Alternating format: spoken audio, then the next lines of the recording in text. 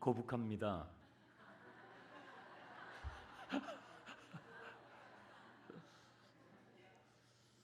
피할 수 없는 본문이어서 하기는 해야 되는데 오늘 본문에서 가장 많이 등장하는 단어가 있어요. 뭐죠? 나타나는 단어예요. 나타나는 단어. 32절부터 해가지고 계속 그 내용이 나옵니다. 야곱이 아들 11명과 딸 1명을 낳는 그 내용이에요. 야곱의 사랑을 독차지했던 사람이 라헬인데 그러면 라헬이 많은 자녀를 낳았을까? 우리 상식적으로 그렇게 생각할 수가 있는데 그렇지 않습니다. 반대입니다. 라헬의 사랑을 받지 못했던 레아가 훨씬 많은 자녀를 낳게 돼요. 31절 29장 31절 여호와께서 레아가 사랑받지 못함을 보시고 그의 태를 여셨으나 라헬은 자녀가 없었다. 네. 그리고 이 32절부터 33절, 34절, 35절에 쭉 레아가 4명의 자녀를 줄줄이 낳아요. 루벤, 시므온, 레위, 유다라고 이름을 붙이죠. 여러분의 이름은 누가 붙였습니까? 아마도 부모님 아니면 할아버지, 할머니, 어떤 분은 목사님. 저도 가끔씩 이름을 장명해달라는 부탁을 받아요. 그러면 정말 기도하게 되는 게 평생 그 이름을 부르게 되잖아요. 그래서 이 이름을 붙이는 게 대단히 큰 기도의 제목이었는데요. 여기에서 지금 루벤, 시몬, 레위, 유다의 이름을 누가 지어요? 누가 지어요? 아버지 야곱이 짓고 있어요? 엄마가 짓고 있어요. 아버지가 지어야 되지요. 아버지가 지어야 되는데 아버지 야곱이 짓지 않고 엄마가 짓는데 그것도 막 지어요. 이 지금 분위기가 뭐 기도하고 지었다 뭐 이런 게 아니고 막 지어요. 그 자녀들의 이름에 루벤 할 때 시몬 이름이 쭉 나오는데 그 이름을 이렇게 보면 짓는 이 정황들을 보면 레아의 상처가 거기 담겨져 있어요. 엄마의 상처가 그 자녀의 이름을 지을 때 거기 담겨져서 자녀들에게 이름이 주어지고 있다 이 말이에요. 그 자녀들이 장성하면서 물어볼 거 아니에요. 엄마 나 왜 시므온이야? 엄마 나 왜 레이라고 지었어요? 아빠가 지은 게 아니거든요. 엄마가 지금 이름을 짓고 있는 거예요. 분명히 물어볼 텐데 레아는 막 짓고 있는 거예요. 엄마의 심정, 엄마의 상처가 자녀들의 그 이름에 이렇게 지금 담겨서 전수되고 있는 것이죠. 30장 1절에는 야곱의 사랑을 듬뿍 받고 있는데 아기가 생기지 않는 라헬이 뭐가 났어요? 시기가 났어요. 뿔이 났어요. 자존심이 상하는 거예요. 열등감이 느껴져요. 언니를 이겨야 되는데 이기지 못하니까 막 시기가 나서 아주 남편을 들들 볶아요.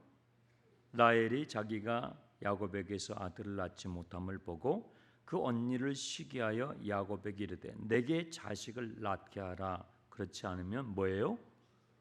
내가 죽어버릴 거야. 와, 사납습니다.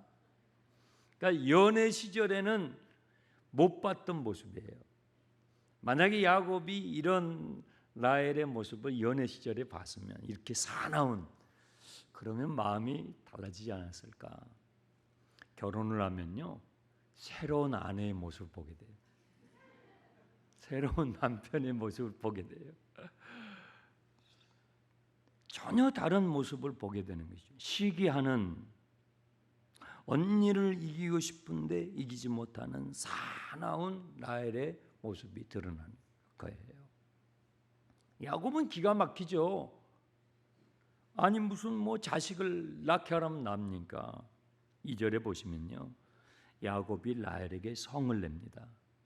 그대를 임신하지 못하게 하는 분은 하나님이신데 내가 하나님이야? 이 옆에 내야 싸우는 거죠. 여러분, 이 두 사람이 결혼을 하려고 7년 동안 하루처럼 7년을 수일같이 여기면서 그렇게 연애를 했던 사이예요. 그런데 결혼하니까 어때요? 싸워요. 부부 싸움을 하는 것은요, 정상이에요. 건강한 거예요. 목사님, 우리는요 한 번도 싸우고, 저는 안 믿어요. 그거 아파요. 그거 아픈 가정이에요. 7년을 수일처럼 여기면서 연애를 했던 야곱과 라헬이 지금 싸우는 것 보세요. 이게 정상이죠. 살아가는 인생의 모습입니다. 그런데 안타까운 것은 그렇게 사랑하는 사이였는데 지금 상처를 주고 상처를 받고 하는 거예요. 그리고 그 상처가 자녀들에게 지금 전달되고 있는 것이죠.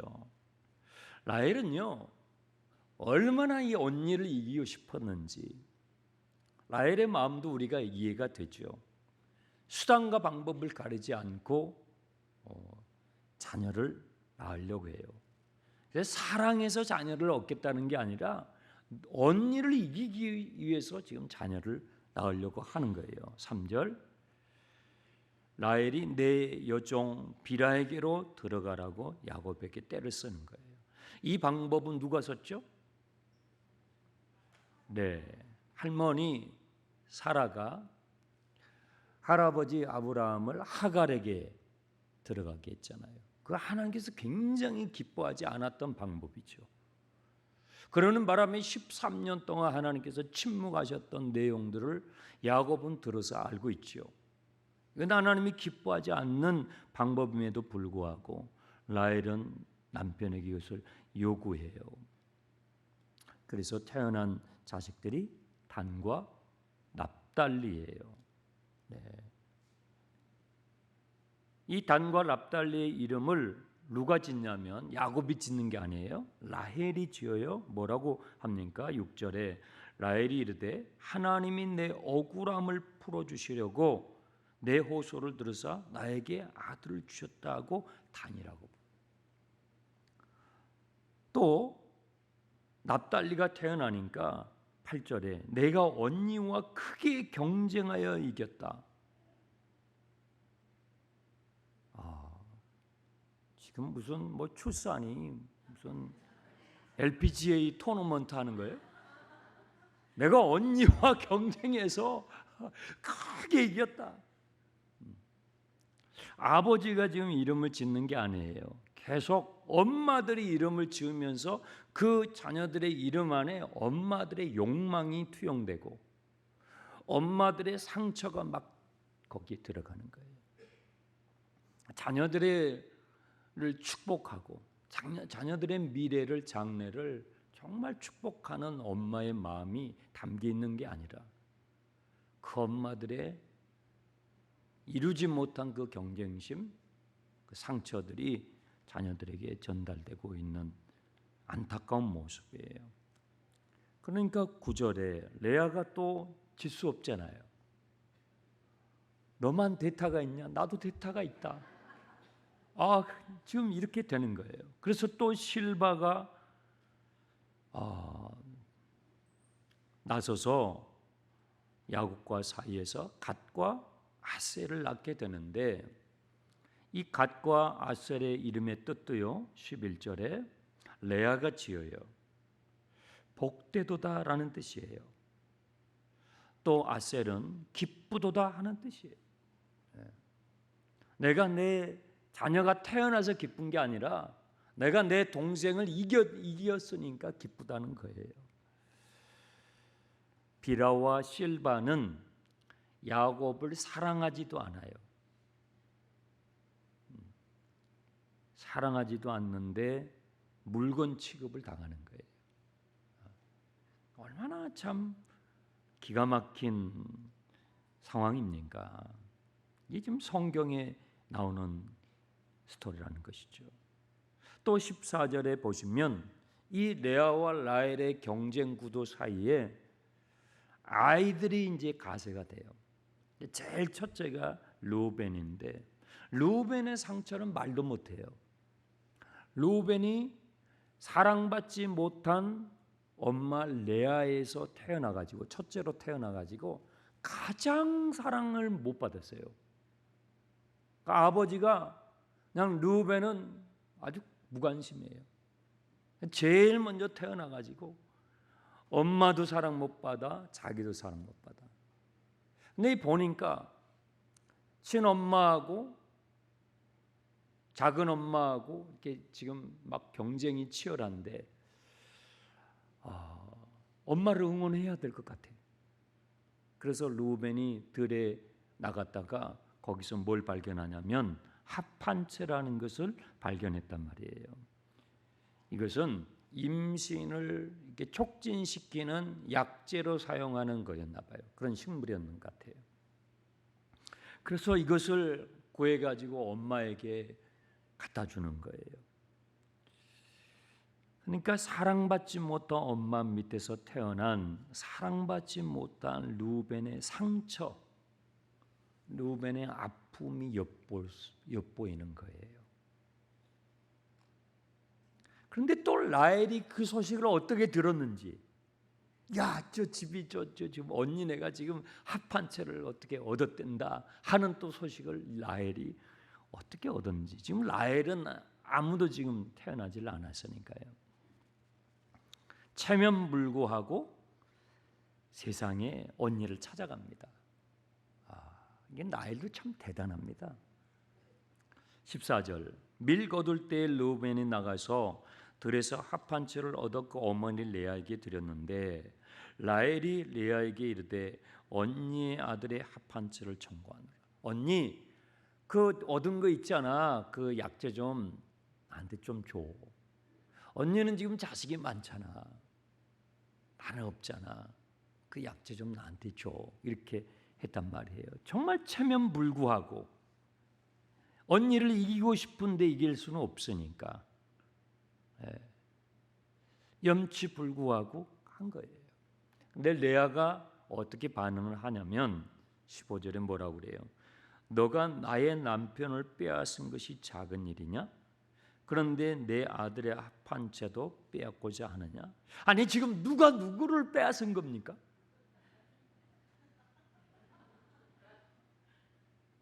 레아가 지금 라헬에게 따지고 있는데 너가 지금 내 남편도 빼앗고 내 아들이 가져온 합한 채도 빼앗으려고 하느냐 하고 레아가 따지는데 우리는 알잖아요. 지금 누가 누구를 빼앗았냐고요. 레아가 야곱을 뺏었잖아요. 그러니까 이게 뭐 뒤죽박죽 된 거예요. 집안이 콩가루가 된 거예요. 이게 뭐 언니 말을 바로 해야지. 언니가 뺏어갔잖아. 그렇지만 지금 아쉬운 사람은 라헬이에요. 그래서 언니가 만약에 합한 채를 나에게 넘기면 내가 남편을 당신한테 언니한테 넘길게. 이게 뭐 남편이 무슨 물건입니까? 무슨 과일 꿰짝입니까? 그냥 뭐 이게 딜을 하는 거예요. 사랑해서 자녀를 낳는 게 아니라 인간의 그 이기고 싶은 너무나 욕망이 부딪히고 있는 장면이에요. 그래서 레아는요 합한 채를 동생에게 주고 야곱을 넘겨받습니다. 16절부터 21절까지 자녀가 태어나는데 누가 자녀를 낳아요? 합한 채를 또 사용하지 않는 레아가 줄줄이 낳아요. 합한 채를 가지고 간 라헬은 자녀가 안 태어나요. 그 사이에 이사갈과 스불론과 딸 하나가 태어나요. 딸 이름이 디나입니다. 염치를 불구하고 체면 불구하고 언니에게 와서 통사정을 했던 그 합한 채를 얻어간 라헬은 얼마나 고통스럽겠어요. 자기 조카들이 막 태어나고 이렇게 하는데 얼마나 고통스럽겠어요. 내가 정말 체면불구하고 언니한테 가서 사정사정해가지고 그 합한 채를 약재를 구해왔는데 자기는 소식이 없는데 약재도 없는 언니는 또 막 낳는 거예요. 얼마나 고통스럽겠어요. 22절에 하나님께서 라헬을 생각하십니다. 이 생각하셨다라는 이 단어가 참 중요한데요. 히브리어의 자카르라는 단어예요. 하나님께서 누군가를 생각해 주셨을 때 기적이 일어나요. 하나님께서 라헬을 생각하셨어요. 그러면 라헬은 그렇게 오랫동안 자녀를 원하고 했는데 하나님께서 그 전에는 라헬을 생각하지 않으시고 지금 이 지경이 돼서 생각하셨는가? 그건 아니에요. 하나님께서 야곱의 가정을 다 보고 계시죠. 그런데 이때 하나님께서 라헬의 태문을 열어주셔요. 만약에 라헬의 성격에 먼저 자식을 얻었다면요, 정말 힘들었을 거예요. 더 힘들었을 거예요. 그 라헬의 성격을 하나님이 아시는 거예요. 그래서 늦게 태문을 열어주셨는데 누가 태어났어요? 요셉이 태어났어요. 요셉. 그래서 여러분 오랫동안 기도하고 오랫동안 기도를 심고 또 심고 심어서 응답이 더딜 때에 하나님이 나에게 뭘 주실 거다? 요셉을 주실 거라고 생각하시라고. 하나님 나에게 요셉을 주시려고 그러시구나. 하나님께서 이 야곱과 라헬 사이에 요셉을 주시죠. 너무너무 기쁜 이 라헬이 하나님은 내 부끄러움을 씻으셨습니다 하는 뜻으로 요셉이라고 이름을 지었는데 그 다음에 여호와는 다시 또 다른 아들에게 더해 주시길 원합니다. 역시 요셉의 이름에도 라헬의 욕망, 라헬의 그 욕심이 묻어 있습니다. 4명의 아내에서 자그만 지 11명의 아들, 딸 1명이 태어나는 거예요. 자, 이것은 야곱이 원했던 자기 인생의 그림이 아니에요. 야곱은 뭘 원했죠? 야곱은 바단 아람에 와서 정말 자기가 마음에 드는 라헬과 7년 열심히 일하고 라헬과 결혼하면은 집으로 돌아가서 어머니 아버지랑 같이 하나님이 주신 복을 누려야지 하는 이게 야곱이 원했던 계획이에요. 그런데 7년을 열심히 일하고 이제 라헬과 결혼하게 되어서 했는데 눈을 떠보니까 뭐예요? 라헬은 없고 레아였더란 거예요. 사기를 당한 거예요. 그때부터 꼬이기 시작했어요. 야곱의 인생은 사기 결혼, 시기와 경쟁, 편애, 편견, 차별, 온갖 상처투성이로 그 가정은요 완전 뒤범벅이 돼버려요. 우리가 가정생활을 하시는 분들이 누가 가족에게 상처를 주고 싶은 분이 누가 있겠어요? 없죠. 정말 정상적으로 가정을 이렇게 세워가는 그냥 평범한 사람이라면 누가 자기 가족에게 상처를 주고 상처를 받고 싶은 사람이 누가 있겠어요? 야곱도 마찬가지죠.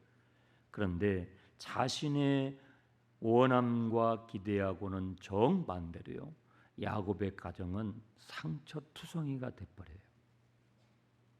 이게 우리 인생의 모습이에요. 제가 그렇게 긴 목회 여정은 아니지만 그래도 아주 짧은 건 아니잖아요. 보면은 상처 없는 가정은 없어요. 아프지 않는 사람은 한 명도 없어요. 아프고요. 다 상처가 있는 가정이에요. 맞죠? 목사님, 나는 우리 가정은 상처 하나도 없고요. 우리 자식들은요, 다 그런 분도 없어요. 상처를 주고 싶은 분도 없지만 야곱도 마찬가지예요. 그런데 상처투성이 되고 이제는 야곱이 이걸 수습할 수 있는 게 아니에요. 수습할 수가 없는 그런 가정의 모습이 되고 말았어요. 자, 그러면 희망은 어디에 있을까요?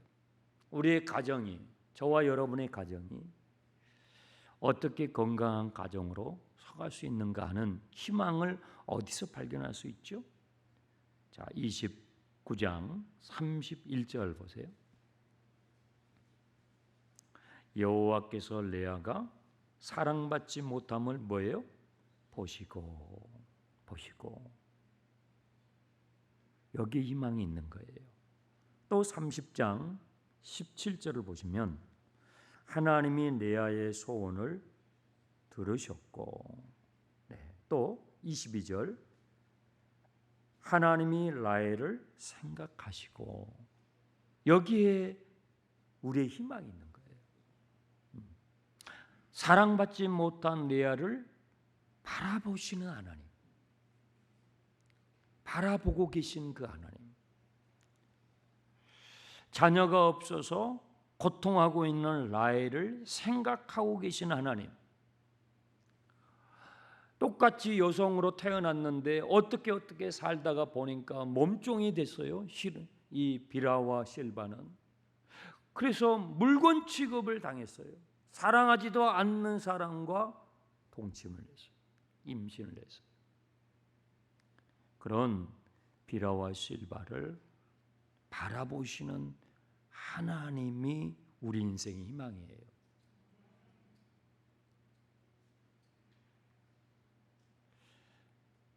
그래서 이제 이 아브라함의 이야기가 이삭, 야곱으로 쭉 이어지잖아요.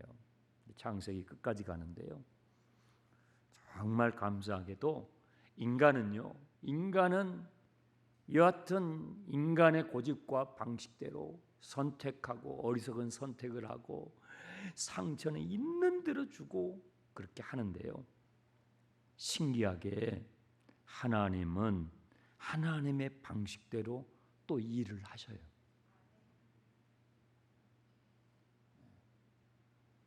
인간이 다 엉망진창으로 만들어 놓은 그 가정을, 그 관계들요, 그 사이사이에서 하나님께서 보이지 않게 레아와 라헬 사이에서, 실바와 비라 사이에서, 야곱과 그의 자식들 사이에서 하나님께서 일을 하시기 시작해요. 그러면서 하나님의 나라를 세워가셔요. 그래서 우리의 희망은요, 하나님께 있는 거예요. 하나님께 있는 거예요. 자식의 이름을 엄마들이 짓는데 그 이름이 축복의 이름이 아니에요. 하나님의 이름을 막 이렇게 거론하면서 하나님이 나를 돌봐주셨다, 하나님이 내 원통함을 풀어주셨다 이렇게 하지만 그것도 다 자기 멋대로 해석이에요. 다 멋대로, 자기 멋대로 해석하는 거예요. 인간의 사랑받지 못한 그 고통, 사랑받지 못한 결핍, 사람은 사랑을 받아야 되거든요. 우리에게는 그 욕망이 다 있죠. 사랑받고 싶은 욕망. 그런데 사랑받고 싶은 그 대상에게 사랑을 받고 싶은데 그 사랑이 결핍된다는 거죠. 아버지에게, 엄마에게, 가족에게 그 받는 그 사랑이 우리에게 충분하지가 않아요. 그래서 우리는 존재적으로 인간은요, 결핍이 돼 있어요. 그럴 수밖에 없어요. 아니, 인간이 완전하지가 않잖아요. 완전하지 않는 엄마 아빠가 어떻게 자녀에게 그 자녀의 마음속에 충분한 사랑을 충분히 줄 수 있겠냐고요. 이미 엄마 아빠가 깨진 항아리와 같단 말이에요.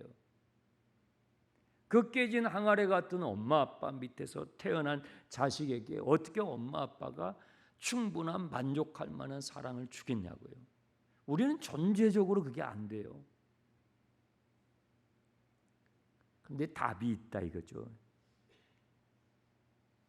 우리의 존재의 결핍은 인간이 채워줄 수 없어요. 완전하신 하나님, 사랑의 근원이신 하나님, 사랑의 원천이신 그 하나님을 야곱도 레아도 라헬도 실바와 빌하도 그리고 야곱의 나중에 태어나는 베냐민까지 해서 12명의 아들 디나까지 창세기에 등장하는 하나님의 사람들의 한 사람 한 사람을 하나님께서 하나님의 사랑으로 채워주셔요. 저와 여러분의 삶도 그와 같이 하나님께서 인도해 주셔요. 지금도 그렇게 하고 계셔요. 우리는 그 하나님의 사랑 가운데 들어온 사람들이에요. 그래서 우리는요, 불완전한 선택과 어리석은 선택을 우리가 하고 정말 원치 않지만 야곱처럼 상처를 주고 상처를 받고 하지만 우리의 마음의 중심을 우리의 삶의 중심을 주님께 향할 때에 라헬을 기억하신 하나님, 레아를 생각하신 그 하나님, 실바와 비라를 기억하시는 그 하나님께서 저와 여러분의 삶도 기억하시고 인도해 주실 것입니다. 혹시 여러분의 가정이 야곱의 가정과 같습니까? 야곱의 가정처럼 도저히 풀 수 없는 정말 뒤범벅이 된 상처투성이의 가정입니까? 괜찮아요. 좋아질 수 있어요. 회복될 수 있습니다. 하나님께서 그렇게 해주십니다. 희망을 잃지 마시고 그 하나님 앞에 여러분의 가정의 모든 사정들을 하나님 앞에 아뢰십시오. 라헬의 기도를 들으시고 계신 하나님, 레아의 기도를 듣고 계신 그 하나님께서 저와 여러분의 가정도 회복시켜 주실 것입니다. 기도하겠습니다. 하나님 아버지 감사합니다.